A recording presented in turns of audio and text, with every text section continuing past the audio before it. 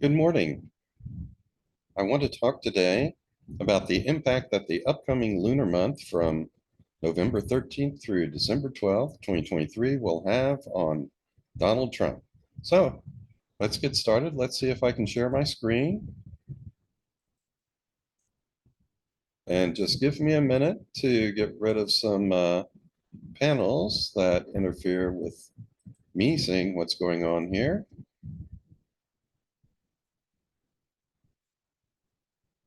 And I think we're ready to go. So the lunar month for Trump. November 13th, 2023 to December 12th, 2023. Okay, I want to start out just doing a quick overview of some of the important factors in Donald Trump's natal chart. And he is basically born right after an exact lunar eclipse. So he has sun and moon conjunct the nodal axis as well as Uranus. And with Sun and Uranus conjunct the North Node, this tends to give him an insatiable desire for power, particularly since all of this is in his 10th house. And Uranus not only conjunct the North Node, but also in Gemini, this tends to make him rather manic. At best, he would be a very excitable, creative thinker. At worst, he is like a chattering monkey who just can't stop. Okay, so that sets the stage for his desire for power. Now, he also has Mars conjunct the ascendant in Leo. Uh, in Leo, the focus is on himself. He sees himself as right. He's very not only assertive, but very argumentative and often very angry. And he often reacts to whatever challenges he gets with just pure anger. Now, the ruler of his 10th house, which governs his status in society, that is in Cancer. That's Venus. It's in Cancer and it's conjunct Saturn. So when it comes to his own status and power in society, that's where he tends to be very disciplined. Also, it's interesting that these two planets are in Cancer, which rule the home, and he has made his fortune basically through real estate. And this is further signified by the fact that he has his moon down here in the fourth house, which rules the home, is also connected with real estate. Okay, another interesting thing is that the ruler of his fourth house is Pluto, and that is in Leo in his 12th house. And things in the 12th house like to stay hidden. And we all know at this point how Donald Trump has tried to hide the details of his family business, his real estate business. Uh, so all of this fits quite well. And lastly, he has a very nice trine from Jupiter to Uranus, North Node, and Sun up here in his 10th house. And consequently, he has had a lot of really good luck in life when it comes to business, his status, his family business, the real estate empire. It has all been on the receiving end of a lot of really good luck. And I might also notice that Jupiter rules the sign of Sagittarius, which is intercepted in his fourth house. Again, luck in real estate, luck in the family business. But since this sign, Sagittarius, is intercepted, it is also kind of hidden. So that's just another indication that he likes to hide the details of that business. Now, if we look at how Donald Trump's chart interacts with the chart for America, this too is very interesting. I've got a bi-wheel here where Donald Trump's chart is on the outside, and the chart I'm using for America on the inside is not a July 4th chart, but a July 2nd, 1776 chart for the passage of the Resolution for Independence. The creation of America was a process that took quite a while. Declaring independence, going to battle, writing a constitution, getting everything ratified. There are several important moments in the creation of America, and hence there are several important charts. This one just happens to be my favorite. A lot of July 1776 charts work pretty well, but this one I think works a little better. And the only or primary difference between this and July 4th charts is the placement of the moon. On July 4th, moon was in Aquarius. Here it's in, oops, here we are, sorry. It was in Aquarius. Here it's in Capricorn. Okay, so how does Trump interact with America? Well, the thing which stands out the most to me is Trump's Chiron is conjunct America's Saturn exact to the degree, almost to the minute. Trump has Chiron at 14 degrees Libra, 55 minutes. This July 2nd, 1776 chart has Saturn at 14 degrees Libra, 45 minutes, only 10 minutes of separation there. Now, there are two ways to look at it. If you are opposed to Donald Trump, then you will recognize that he has wounded America probably more than any other president in my lifetime, even more than Richard Nixon did. If you're a supporter of Trump, you might interpret this as saying, well, what he's really doing is he's shaking things up. He's tearing down this corrupt structure represented by Saturn, and he's draining the swamp. So you're welcome to your own point of view on this. I tend to see Trump, at best, he could have enlightened America, and his supporters will see it that way. Because the true nature of Chiron, it urges us to transcend. But to do that, it often has to crack that hard Saturnian shell, and that's where the wounding comes in. So you can look at it that way. And from my perspective, he has simply caused great wounding to the structure of America. Okay, now another aspect, which is very interesting and very telling, is he has his Neptune conjunct America's ascendant. And this reflects how he is able to mesmerize, literally hypnotize so many people to convince them that up is down and left is right. Let's see, now another important aspect I see is he's got his Saturn-Venus conjunction here. It's conjunct Mercury and opposite the moon and Pluto. This, I believe, relates to his ability to talk to people and relate to the common man, the blue collar worker. He is able to sort of sweet talk him, if you will, with his Venus, and that enhances his status in society, and he is able to control them with his Saturn. Quite interesting. And let's see, one more thing here. He has Sun, Uranus, and the lunar nodes in his chart, conjunct, opposition, and square, Mars and Neptune in the USA chart. All these July 1776 charts have a square between Mars and Neptune. Neptune in Virgo. And this has to do with a capacity that Americans have as a whole, as a country, to delude themselves about a lot of things. Use tortured logic to convince themselves that certain fantasies are the case, and then that in turn periodically leads to anger and violence, represented by the square to Mars here. Well, basically, Donald Trump is someone who can tap into that square between Neptune and Mars, and he can stir people up. He can incite violence. And we saw that, an extreme case of that on January 6th in 2021 with the insurrection at the Capitol building in America.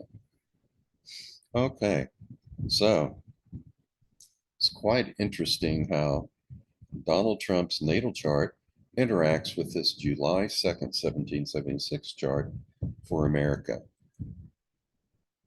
Now, let's take a look at what's coming up. I basically primarily want to focus on November and December, mid-November to mid-December. That's when the upcoming lunar month is, but I'm going back a little bit before and into October and a little bit beyond into further on into December. And this first aspect is interesting here. Chiron in opposition to Jupiter. This was exact on the 15th, which is just one day after the solar eclipse in October. So we know that it was very near exact on the 14th. And if we go back to Trump's natal chart here, here's where Jupiter is. Transiting Chiron is up here in Aries. With Chiron in opposition to his Jupiter, that is wounding his luck. And Chiron is moving retrograde now, and as it moves retrograde, it's going to get closer to an opposition to his natal Chiron. So he's in for, it looks like, an extended period of bad luck and wounding. And we're already seeing that play out in the courts now. The transiting lunar nodes are square his natal Venus and Saturn. That's rather ongoing. The square to Saturn becomes exact on December 1st. This is simply putting a spotlight on his business and his status in society. Things are becoming more intense. On November 6th, we had transiting Jupiter square his Pluto. And remember, Pluto rules his fourth house, which has to do with the family business and real estate. It's in his 12th house, things he likes to keep hidden. Jupiter is magnifying information about that. So we're getting more information about his family business revealed in court. On the 26th of October, transiting Mars was square Pluto, and I'm pretty certain he was angry on that day. Now, as this opposition between transiting Chiron and Jupiter wanes, the opposition between transiting Chiron and natal Chiron grows, and that is going to be waxing, gaining in strength from now through December. And here's a good date to keep an eye on.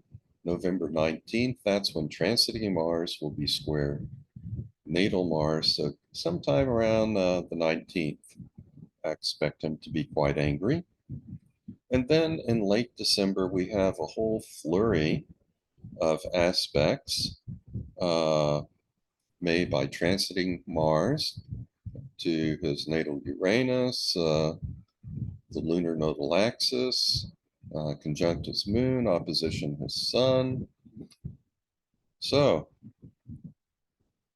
latter part of December, I think he's going to be very angry and very aggressive at that time.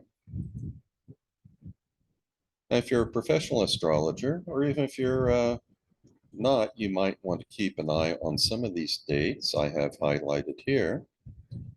These are dates when planetary midpoints will be activated. And midpoints are like turning points or breaking points. And events are a little bit more likely to happen around these particular dates, maybe a day or two before or a day or two afterwards. On October 12th, he had the midpoint between transiting Neptune and transiting Pluto was in opposition to his Mercury. This combines muddled thinking or delusions with strong power and aggression. And that is waning a bit, but then it starts increasing. It's going to be exact again on December 7th. So keep an eye out for what happens on December 7th.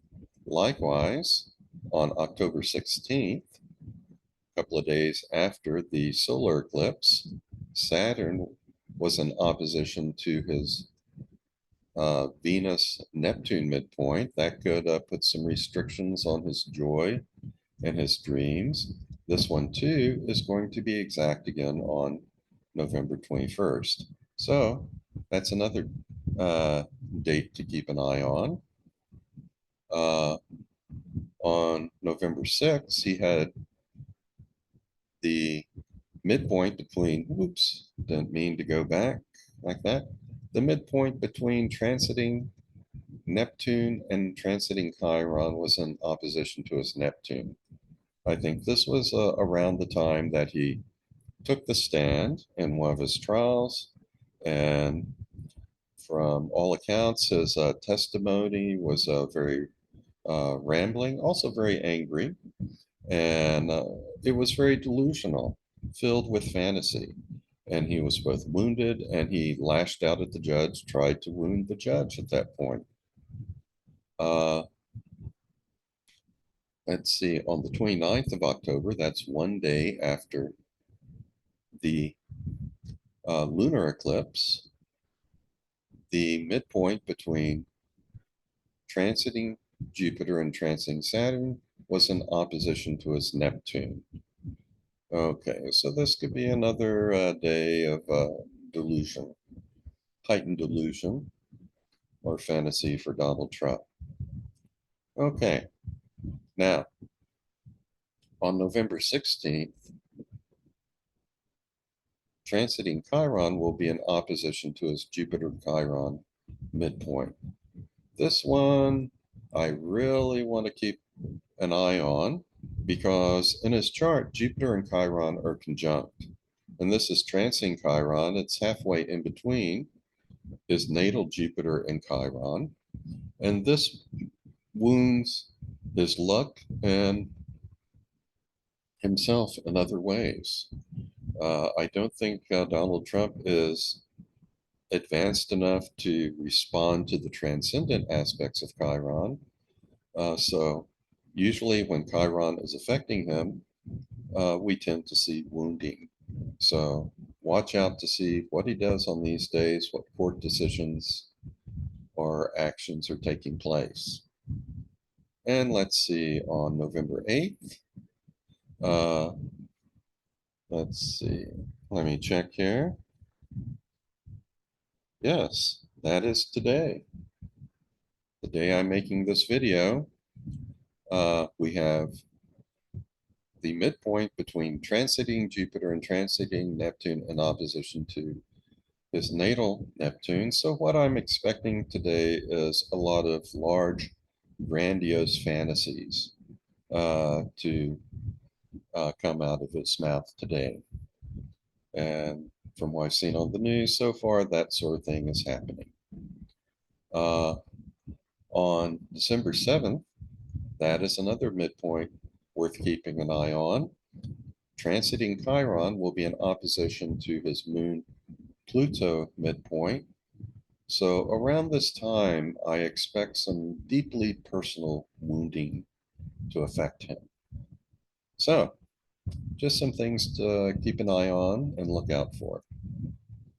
Now, for the lunar month, I mainly want to talk about the transits at the new moon, first quarter moon, full moon, and third quarter moon. Those are moon phases where things are more intense than usual.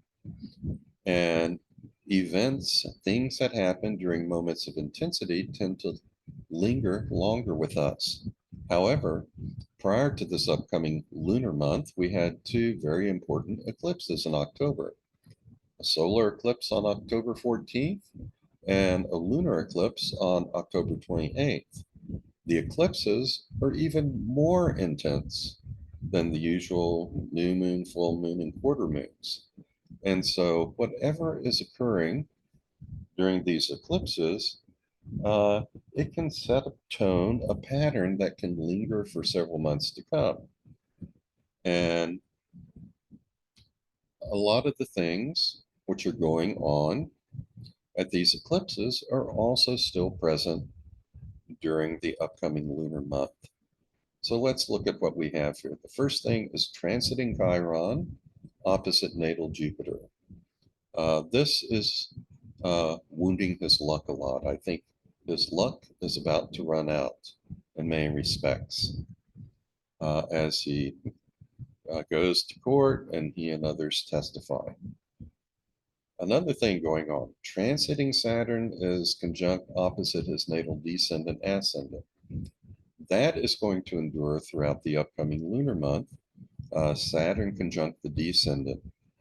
Basically, he is now finding himself restricted by the actions of others. Judges who are putting gag orders on him, prosecutors who are taking him to court. He's having to pay his karmic debts at this point. And this is an aspect that is going to last uh, throughout the upcoming lunar month. Also enduring, transiting lunar nodes square his natal Venus and Saturn.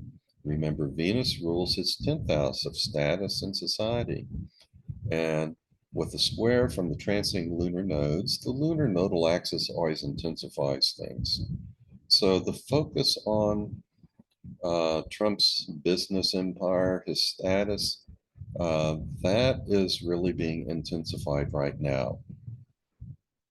Now, to his benefit, he has transiting Neptune, making a trine to Saturn and Venus. So at the same time that we have these tense aspects in his chart, he still has this ability to charm a lot of people, to mesmerize them, hypnotize them.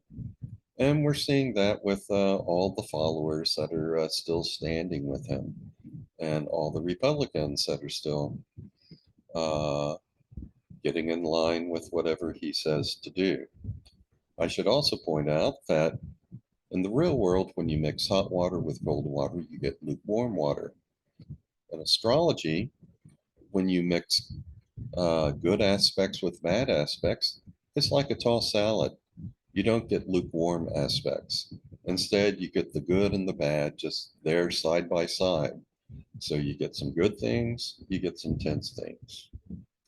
Okay, now if we move on to the lunar eclipse on the 28th, we still have a lot of the stuff that was there at the solar eclipse. Transiting Chiron, it's now in opposition to both natal Jupiter and natal Chiron. I'm using for most things here about a 2-degree orb. Transiting Saturn on his descendant, opposite his ascendant, still there. Transiting lunar nodes, still squaring his Saturn, Venus. He still has transiting Neptune, making a trine to Saturn, Venus, but he's got a couple of new things here. His transiting Jupiter, Mercury, and Mars are square natal Pluto. Okay, so here's Mercury and Mars down here in Scorpio, which Mars co-rules with Pluto. That's very combative, strong emotions. Jupiter in Taurus. Taurus often represents possessions, financial things. Both of those are squaring his natal Pluto. And again, this is helping to uncover a lot of this hidden information about his family business, his real estate business. And it's also making him very angry and combative with this square from Mars to Pluto. And since this is a lunar eclipse, this is going to last quite a while. He's going to be angry.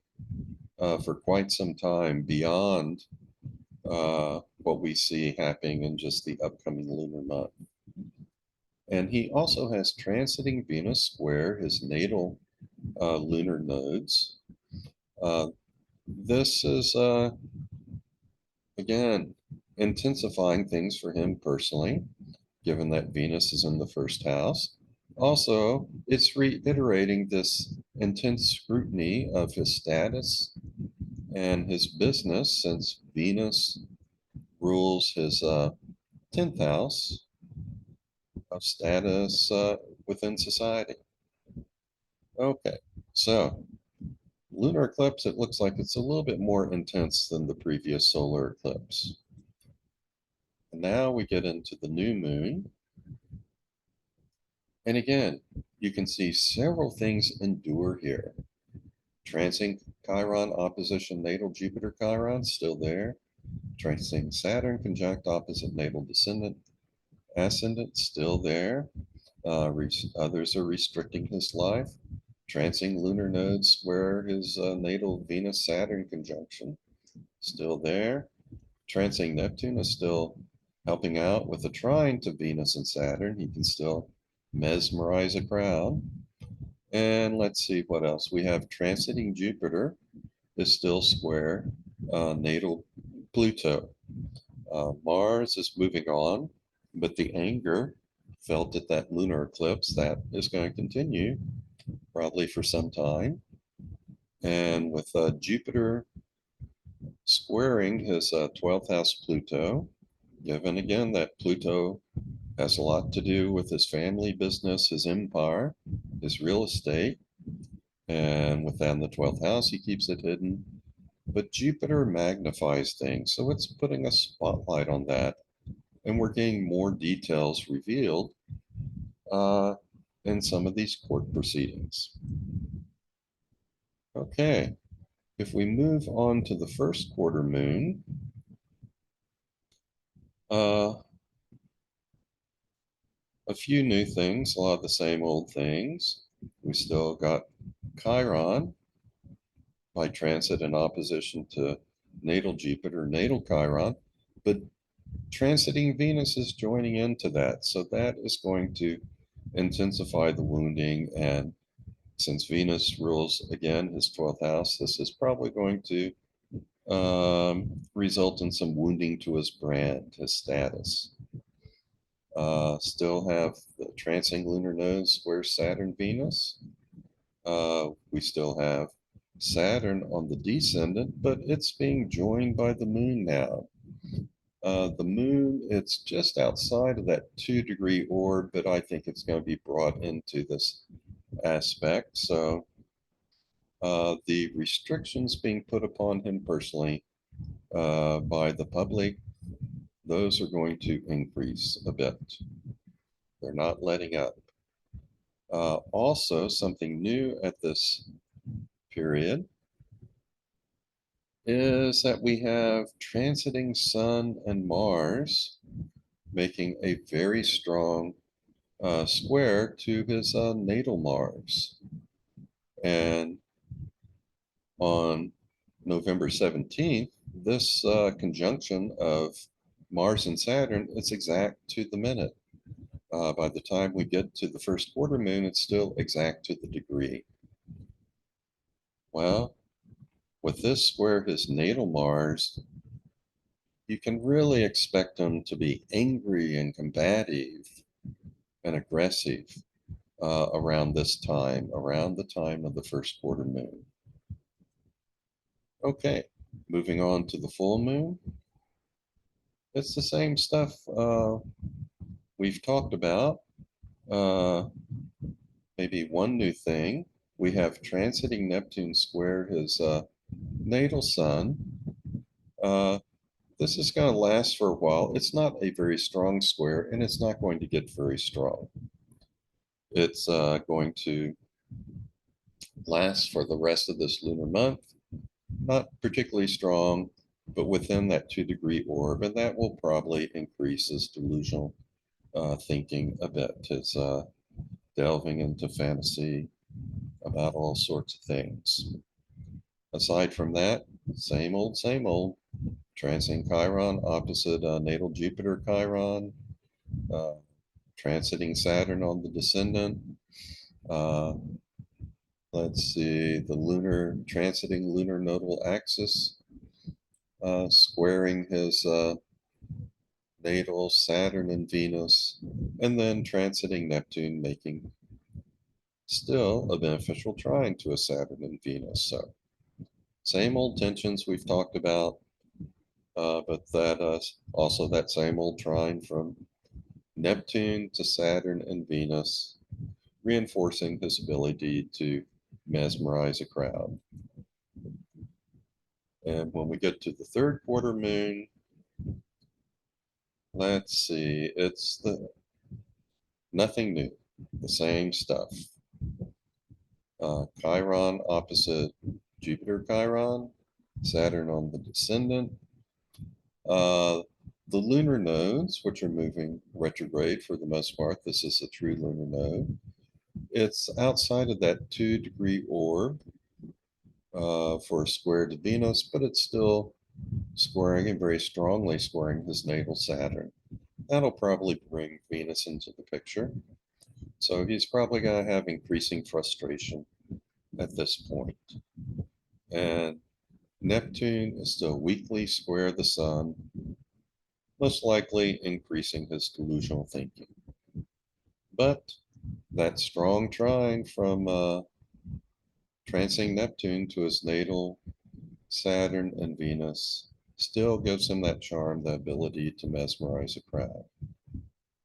So you can see there are some themes here which endure all the way from the solar eclipse up to the third quarter moon and for the rest of that lunar month. So to summarize, those things which seem most prominent. Persistent opposition from transiting Chiron to natal Jupiter in Chiron suggests wounding and that his luck may have run out. Transiting Saturn conjunct Trump's descendant suggests frustration and restrictions placed upon him by others. Transiting lunar nodes square Trump's natal Venus-Saturn conjunction puts an intense spotlight on his status in society. A weak square from transiting Neptune to natal Sun feeds his delusions, but a strong trine from transiting Neptune to natal Venus-Saturn enables his ability to mesmerize others. So that's it in a nutshell for Donald Trump from the eclipses in October through the upcoming lunar month from mid-November through mid-December. It looks like during this period, his luck is running out. He's going to be wounded a lot. We see that in the courts. He's faced with a lot of frustration and restrictions that others are placing upon him. That's represented by Saturn conjunct his descendant. Scrutiny of his status in his business is being intensified. And we have seen that periodically throughout this period, there are going to be Mars aspects that make him very, very angry. And he will be getting a little bit more delusional. And yet, he still has that ability to fascinate and mesmerize a crowd. And that's Donald Trump. And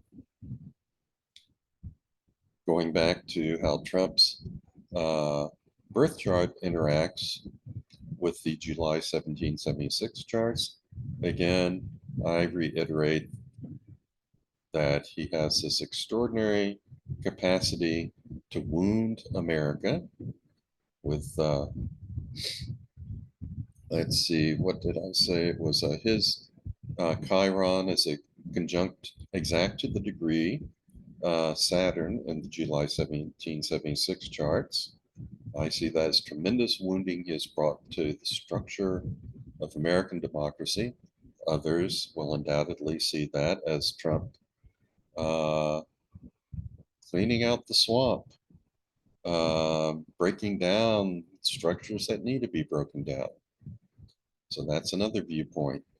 But then we also saw that uh, planets that stimulate in Trump's chart that stimulate that square between Venus and Mars in the July 1776 charts. Uh, they show how Trump is able to work people up and stoke violence, encourage violence and rebellion and delusional thinking in this country. So that's it. That's Donald Trump. That's his month to come. Let me stop sharing this screen. Okay, I'm back. Well, I hope you enjoyed that. I hope you found it informative. These are very interesting times, often very difficult times, but as usual, I encourage you to be kind to yourself, be kind to others, visualize a better world, uh, pray for the welfare of the world, visualize light breaking up darkness at various spots in the world, and do physical actions that can make this a better world. Give to charity, even just $1 here and there if that's all you can afford, but do it regularly. Help the unfortunate, uh, the poor, the hungry, the destitute. That's how we build a better world. So keep those things in mind. Uh, Hope you enjoyed this video. I hope to see you again. And for now, I'll just say so long and be well.